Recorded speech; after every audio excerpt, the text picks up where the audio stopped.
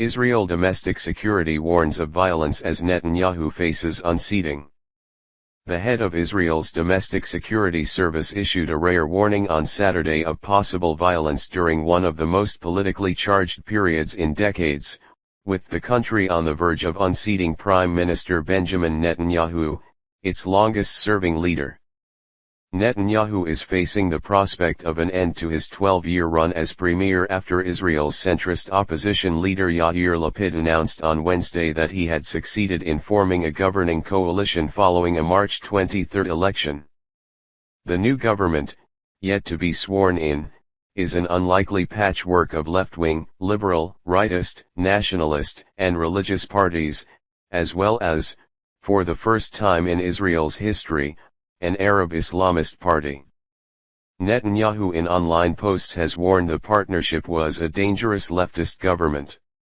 Some right-wing groups are angry at Naftali Bennett, head of a small ultra-nationalist party who is slated to replace Netanyahu in a power-sharing pact with Lapid, garnering many postings attacking him on social media.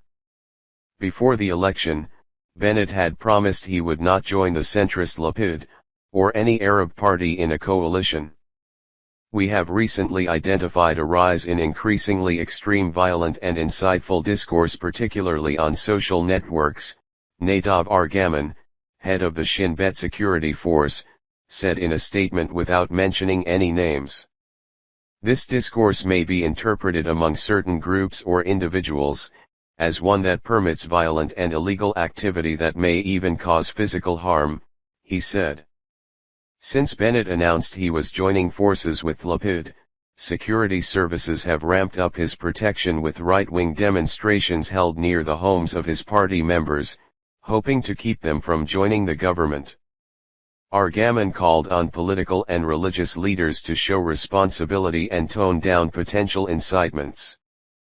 His warning was reminiscent to some in Israel of the days leading up to the 1995 assassination of then Prime Minister Yitzhak Rabin, who was shot by a Jewish ultranationalist for pursuing a land for peace deal with the Palestinians. Israel's left has for years pointed the finger at Netanyahu, then head of the opposition, for playing a part in incitement that preceded the assassination. Netanyahu has vehemently rejected the accusation and has repeatedly condemned Rabin's killing. Lapid and Bennett have said they hope their unity government will heal deep political divides among Israelis and end hate. A poll by Israel's N12 television's Meet the Press on Saturday showed that 46% of Israelis support the Bennett-Lapid government, 38% would prefer another election, the fifth in about 2 years, and 15% did not state a preference. Tensions could flare further this week, when a Jewish right-wing march is expected to pass through Jerusalem's Old City's Damascus Gate. 11 days of intense fighting broke out last month between Israel and Hamas in Gaza, sparked by Israeli-Palestinian confrontations in Jerusalem, in and around the Old City. A similar march, its route diverted at the last minute, was held the day the fighting broke out.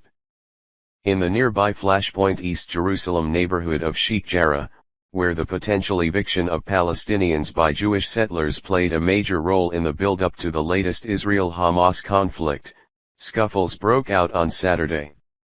Media network Al Jazeera said one of its reporters, Givra Butieri, had been assaulted and arrested by Israeli police while covering a protest there. A police spokesperson said that Butieri had assaulted officers and had refused to identify herself.